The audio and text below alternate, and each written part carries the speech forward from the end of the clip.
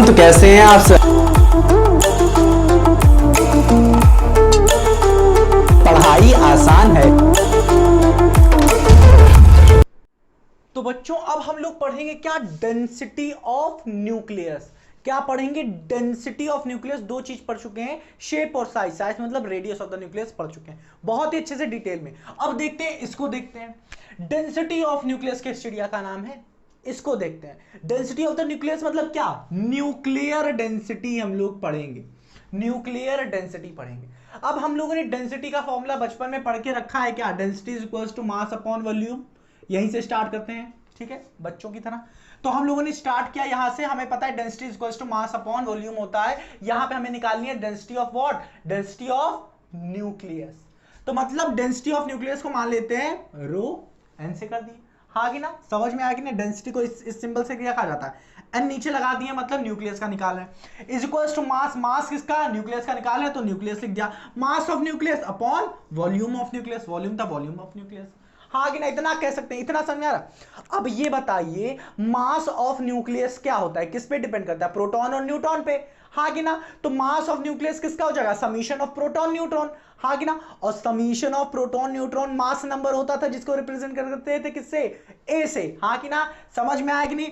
तो यही जो हमारा मास ऑफ न्यूक्लियस होगा वो किस में चेंज हो जाएगा, ए में। और ए इंटू 1 AMU, AMU में मेजर करते थे, समझ में आया कि नहीं। और 1 AMU की वैल्यू क्या होती थी, 1.67 into 10 की पावर -27 kg। समझ में आया कि नहीं, इसको हमने अच्छे से निकाला था, अच्छे से समझाया था। 1 AMU क्या होता है, आता भी एग्जाम में, समझ में आया कि नहीं।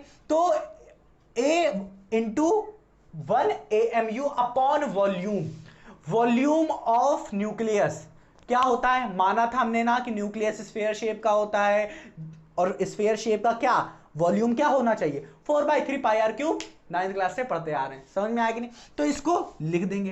अब देखिए इतना समझ में आ गया तो सबको समझ में आ गया। अभी अभी रेडियस हम लोगों ने पढ़ी थी, रेडियस क्या होती है, radius of nucleus R is equals to R0 A⁻⁴। हाँ कि ना, ये पढ़ के रखे हम लोग। बताओ कि नहीं, ये क्या होता है, ये चीज मैंने यहां पे लिखी, R is equals to R0 A⁻3। हाँ कि ना, समझ में आया कि नहीं। इसी को उठा के यहां पे पुट कर देंगे, बस और कुछ नहीं, बस यही सॉल्व कर देंगे। अब हम लोगों ने पुट किया R0 A⁻1/3 और 3। अब इसको अंदर सबको डाल देंगे पावर 3, तो हमें पता है क्या, R0 की पावर 3 हो जाएगी, और A⁻1/3 इंटू 3 क्या हो जाएगा, 3 3 कट जाएगा। समझ में आया, बचा क्या, ए इधर भी, ए इधर भी, ए इधर से कट जाएगा, मतलब यहाँ पे मैंने लिखा है तो मतलब ये कट जाएगा। ए बचा क्या, 1 AMU अपॉन 4/3 पाई R0 का क्यूब। हाँ कि ना, समझ में आया कि नहीं, R0 का क्यूब। और एक AMU की वैल्यू हमने पता है 1.67 × 10⁻⁻27 kg, तो पुट कर देंगे इधर। अब 1/3 पाई, पाई के साथ साथ R0 की वैल्यू हम लोगों ने पढ़ के रखी है, क्या होती है, इधर लिख दे रहे हैं।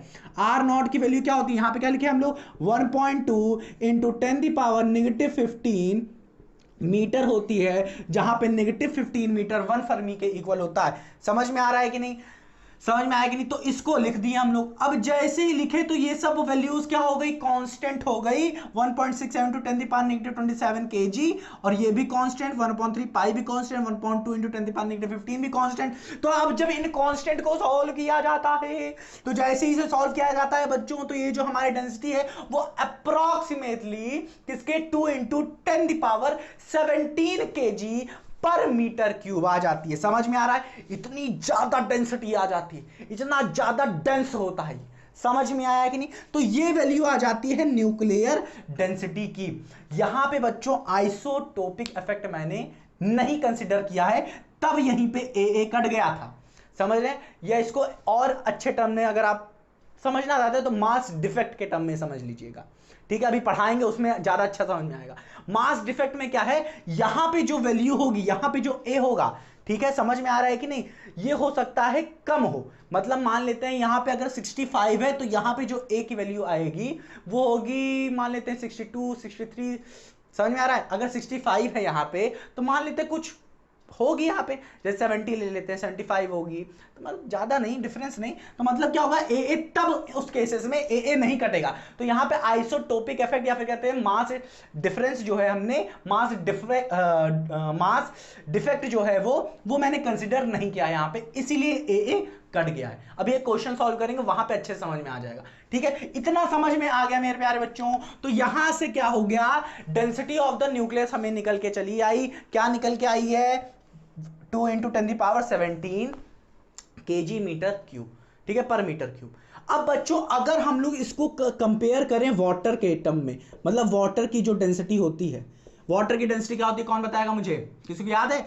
वो होती है बच्चों 10³ kg पर मीटर क्यूब। अब देखिए 10³ मतलब 1000 kg पर मीटर क्यूब होती है। अगर इसको इससे कंपेयर करें बच्चों, तो देख रहे हैं आप कितना ज्यादा डेंसिटी है न्यूक्लियस का, कितना ज्यादा है, कितने टाइम्स है, 10⁻14 kg मीटर पर क्यूब है, 10⁻14 kg पर मीटर क्यूब है। समझ में आ रहा है कि नहीं, इतने ज्यादा टाइम्स है, कितने टाइम्स है, 10⁻14 kg पर मीटर क्यूब, ज्यादा है। समझ में आ रहा है? तो बच्चों इसे अब आप क्या करिए, अच्छे से लिख लीजिए। समझ में आया कि नहीं, अच्छे से लिखिए अब आप।